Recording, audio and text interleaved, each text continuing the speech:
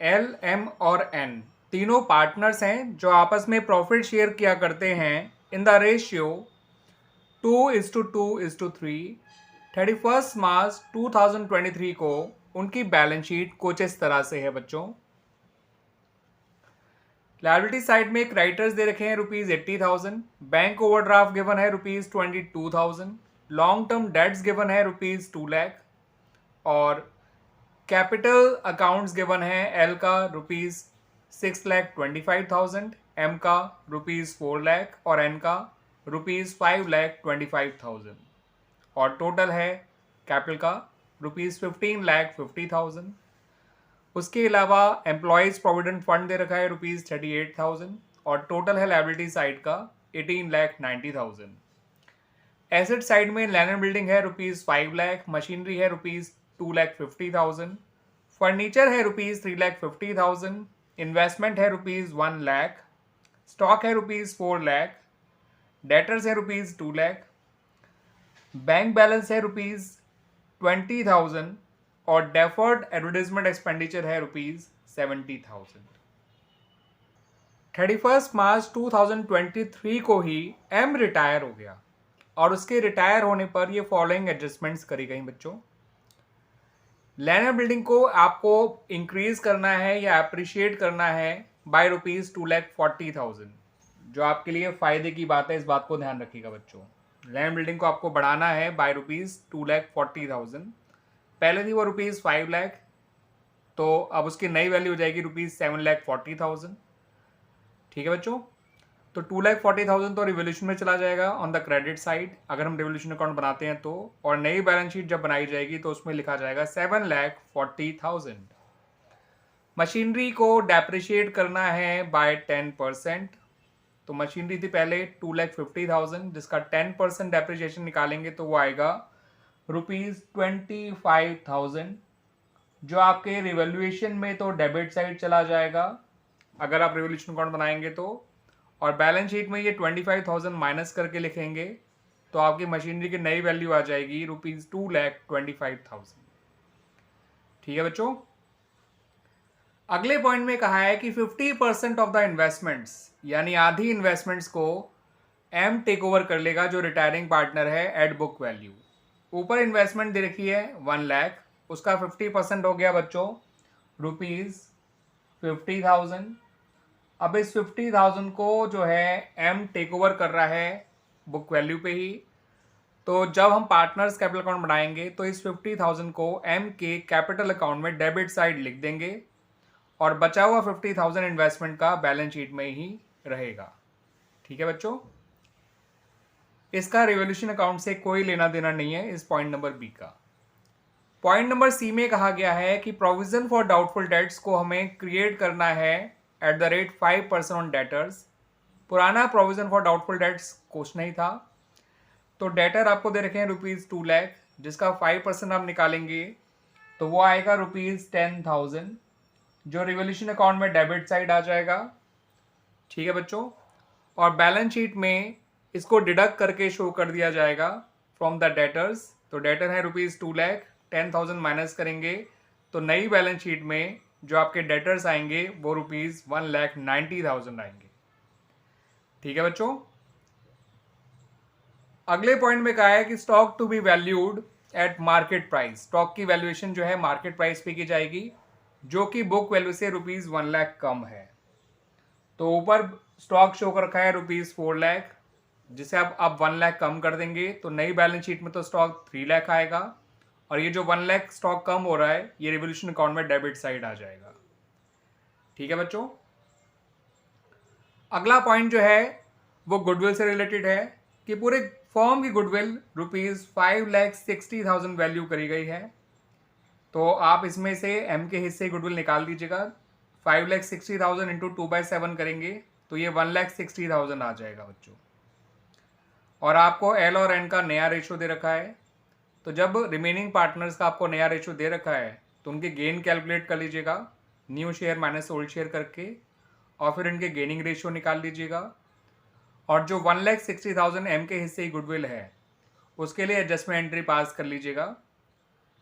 ठीक है, और बाद में कैपिटल अकाउंट में कुछ इस तरह से लिखिएगा, by L's capital account, by N's capital account, और जो अमाउंट आएगा वो एम के अकाउंट में लिखिएगा, और इन दोनों के अकाउंट में लिखिएगा टू एम्स कैपिटल अकाउंट, और जो जो अमाउंट इनसे डेबिट किया जा रहा है वो इनके अकाउंट में लिख दीजिएगा। ठीक है बच्चों। उसके अलावा अगला पॉइंट है कि total capital of the new firm is ₹32 lakh, जो कि नए रेशियो में होनी चाहिए एल और एन के। तो फर्म की टोटल कैपिटल जो है नई फर्म की वो आपको दे रखी है 32 लाख, जो एल और एन के नए रेशियो में होनी चाहिए, जो कि 2:3 है। तो इस 32 लाख को 2:3 के रेशियो में बांट दीजिएगा बच्चों। ठीक है बच्चों। जब 32 लाख को डिवाइड करेंगे आप क्या कहते हैं 5 से, तो 6,40,000 आ जाएगा। इंटू 2 करेंगे तो 12,80,000, और इंटू 3 करेंगे तो 19,20,000। ये एल और एन की नई कैपिटल आ जाएगी। आप पार्टनर्स कैपिटल अकाउंट जब बनाएंगे तो इनकी नई कैपिटल को डायरेक्ट लिख दीजिएगा टू बैलेंस कैरी डाउन करके as a closing balance of their capitals. 12,80,000 L में और 19,20,000 एन में। और फिर इनके कैपिटल अकाउंट को बैलेंस कर लीजिएगा कैश लाके या निकाल के, बिकॉज बता नहीं रखा कि इनके अकाउंट को बैलेंस किस तरह से करना है, तो उसे आप बैंक के थ्रू कर लीजिएगा। ठीक है बच्चों। वैसे इन दोनों पॉइंट्स का कोई रिलेशन रिवोल्यूशन अकाउंट से नहीं है। ठीक है बच्चों। इसके लिए आपको एडजस्टमेंट एंट्री पास करनी है, एल और एन को डेबिट करना है और एम को क्रेडिट करना है। और ये तो केवल एल और एन से रिलेटेड पॉइंट है, उनकी आपको नई कैपिटल पहले ही दे रखी है। इस total capital of new firm को नए रेशियो में बांट दीजिएगा, उनके अकाउंट में बैलेंस कैरी डाउन के तौर पे लिख के। जब आप उनके कैपिटल अकाउंट को बैलेंस करेंगे तो पैसा या तो उनको लाना पड़ेगा या पैसे वो लेकर जाएंगे। ठीक है बच्चों। लास्ट पॉइंट जो है वो ये दे रखा है आपको कि रिवोल्यूशन गेन ₹1,05,000 का हुआ है।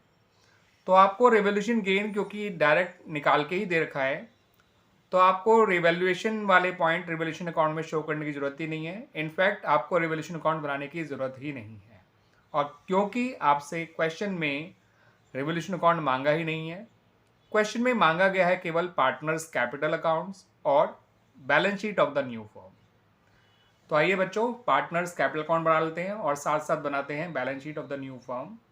बट उससे पहले पार्टनर्स का गेनिंग रेशियो निकाल लीजिए एल और एन का, क्योंकि जो ट्रीटमेंट ऑफ गुडविल किया जाएगा वो इनके गेनिंग रेशियो में किया जाएगा एल और एन के। एल का नया शेयर है 2/5 और पुराना शेयर है 2/7। 7 to the 14, 5 to the 10, 14 minus 10 is 4, 4/35 आपका आ जाएगा एल का गेन। एन का गेन निकालेंगे तो एन का नया शेयर है 3/5, माइनस कर दीजिए 3/7, 7 3 21, 5 3 15, और 21 से 15 गए तो ये आ जाएगा 6/35। तो इस तरह से इनका गेनिंग रेशियो आ गया बच्चों 4:6, या फिर हम इसे कह सकते हैं 2:3। ठीक है बच्चों। आइए अब बना लेते हैं partners capital account and then हम बनाएंगे balance sheet of the new firm. Partners capital account की शुरुआत करेंगे बच्चों हम with the opening balance of their capitals, जो आपको बैलेंस शीट में दे रखा है। एल का 6,25,000,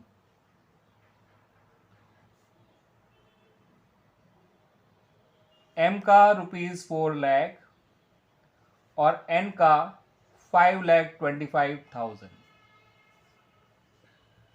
उसके अलावा बैलेंस शीट में केवल एक ही चीज़ है जो पार्टनर्स में डिस्ट्रीब्यूट कर दी जाएगी, and that is deferred advertisement expenditure, जो कि है ₹70,000।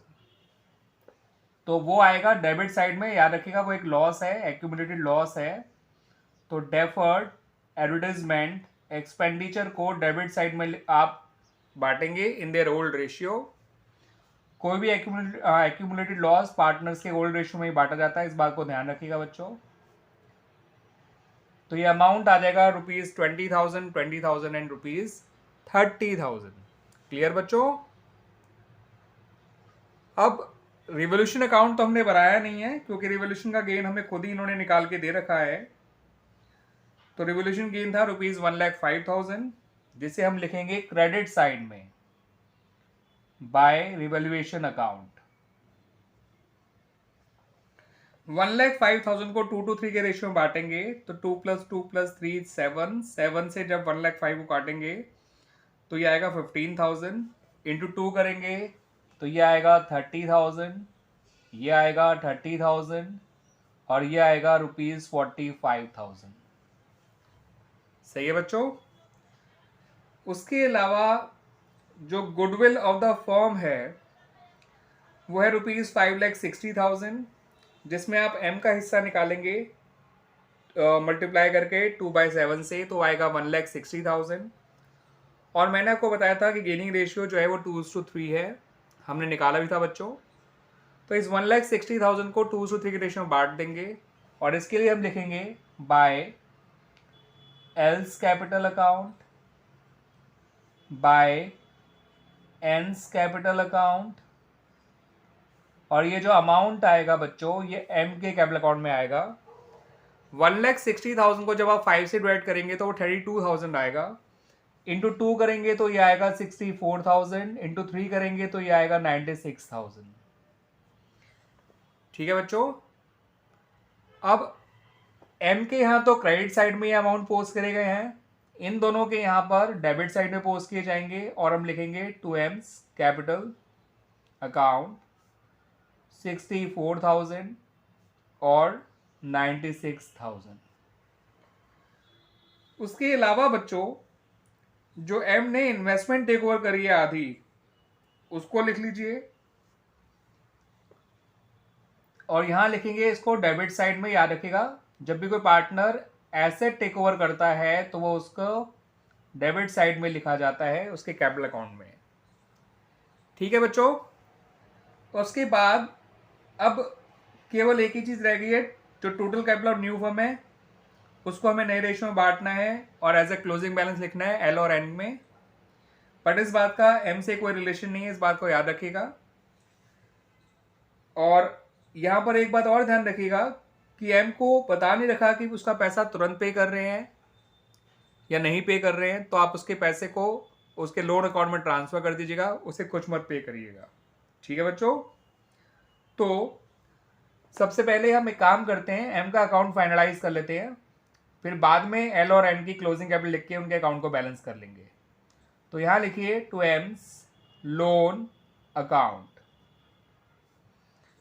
4,04,70 और ये 160 था, सॉरी 4,30 और 160, तो ये हो जाएगा 5,90,000। 5,90,000 में से आपको 70,000 कम करना है तो ये आ जाएगा ₹5,20,000।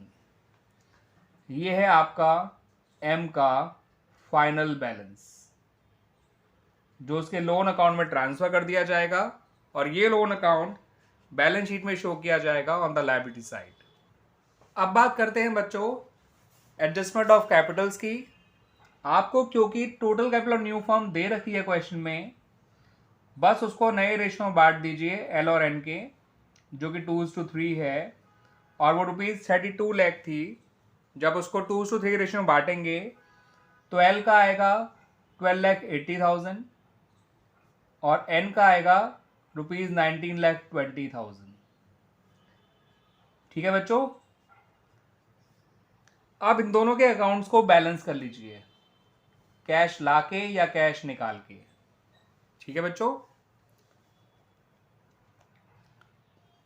अब ये एडजस्टमेंट बैंक के थ्रू करिएगा क्योंकि आपको क्वेश्चन में बैलेंस शीट में जो बैलेंस दे रखा है वो बैंक का दे रखा है, कैश का नहीं।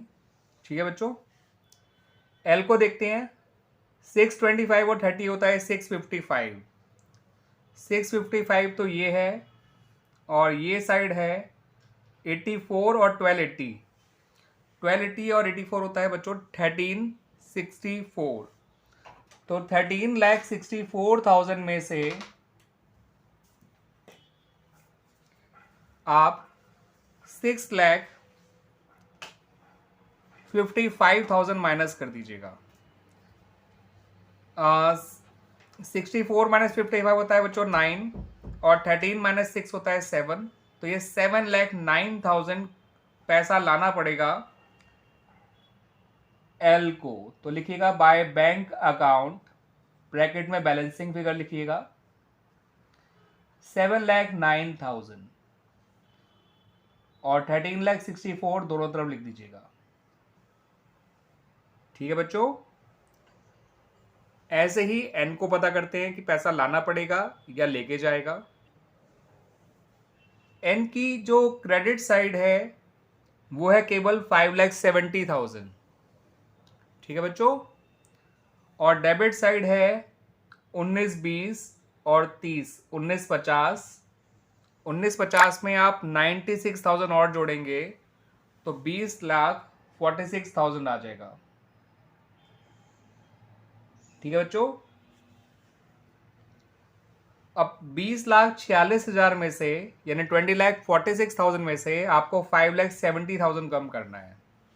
तो 20,46,000 में से अगर हम जो है 6 लाख कम करते हैं तो ये हो जाएगा 14,46,000 और 30,000 और जोड़ेंगे तो आ जाएगा 14,76,000, 14,76,000। 5,70,000 को आप माइनस करेंगे 20,46,000 में से। ठीक है बच्चों, ये आएगा 14,76,000। क्लियर बच्चों, ये चीज क्लियर होगी बच्चों। अब बात करते हैं बैलेंस शीट की। और बैलेंस शीट बनाने से पहले बच्चों थोड़ा सा बैंक बैलेंस को समझ लीजिए कि बैंक का बैलेंस जो बैलेंस शीट में शो किया जाएगा वो कितना शो किया जाएगा। मैं इसको आपको बैंक अकाउंट बना के समझा देता हूं ताकि आपको और अच्छी तरह से क्लियर हो जाए। बैंक का पुराना बैलेंस था बच्चों ₹20,000 और उसके अलावा जो अब और पैसा आया है वो भी बैंक बैलेंस में ऐड हो जाएगा। हमने एम को कुछ नहीं पे किया है, लेकिन एल और एन पैसा लेकर आए हैं ड्यू टू कैपिटल एडजस्टमेंट, तो यह लिखेंगे to L's capital account 7,09,000, to N's capital account 14,76,000।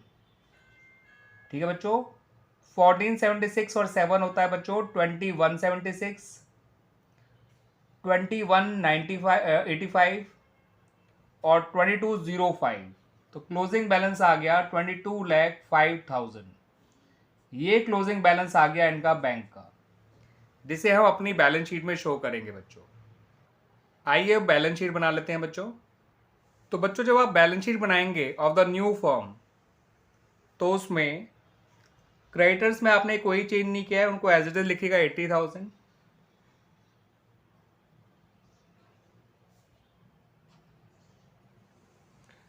आपने बैंक ओवरड्राफ्ट में भी कोई चेंज नहीं किया, उसको भी एज इट इज लिखिए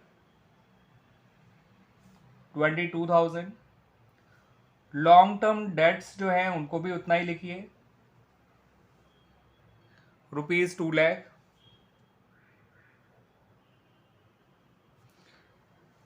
रही बात कैपिटल्स की तो एल और एन की ही कैपिटल लिखिएगा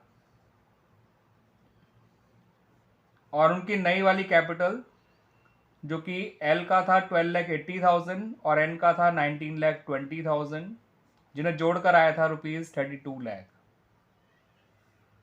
और एम के लोन को लिखना मत भूलिएगा बच्चों, जो कि आया था ₹5,20,000, आई थिंक इतना ही आया था बच्चों, 5,20,000। Come to the asset side. Asset side में हम लैंड बिल्डिंग को 7,40,000 लिखेंगे क्योंकि हमने उसको 2,40,000 बढ़ाया था, पहले वो 5 लाख था। मशीनरी को हम लोग 2,25,000 लिखेंगे।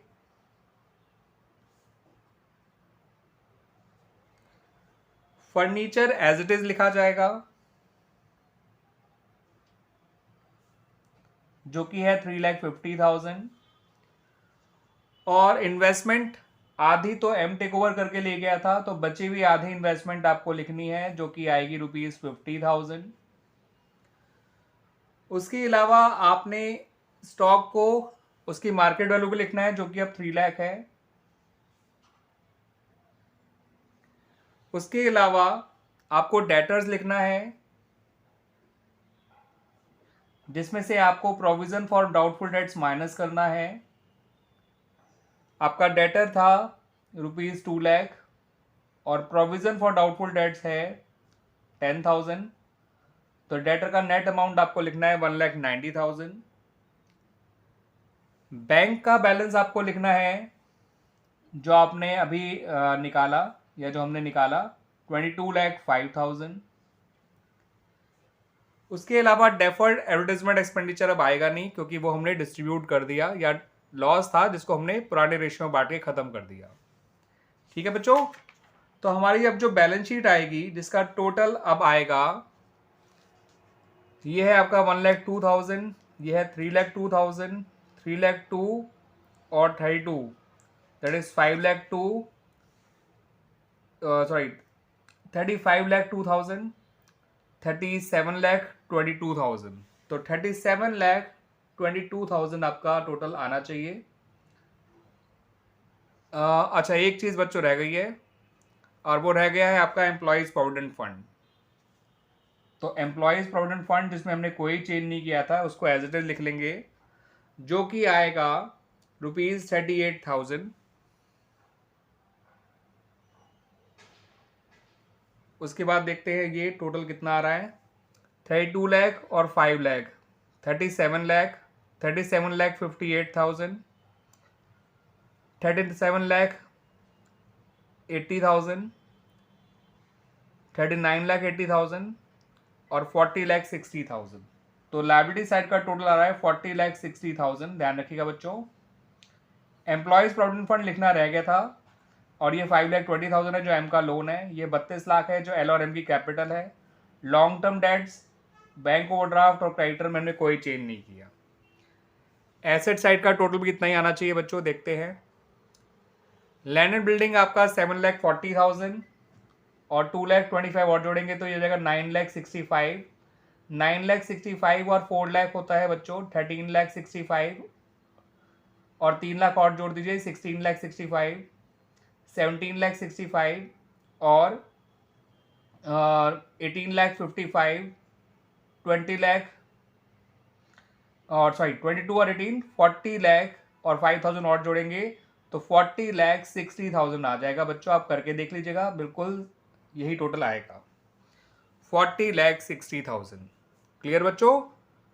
तो इस तरह से हमारी बैलेंस शीट भी बन गई। तो मैं भी आप लोगों को बच्चों रिकमेंड करूंगा कि जब आप ऐसा क्वेश्चन करा करें जहां पर बैंक का काफ़ी पैसा आ रहा है या जा रहा होगा, तो मांगा गया हो या नहीं मांगा गया हो, आप बैंक अकाउंट बना लीजिए।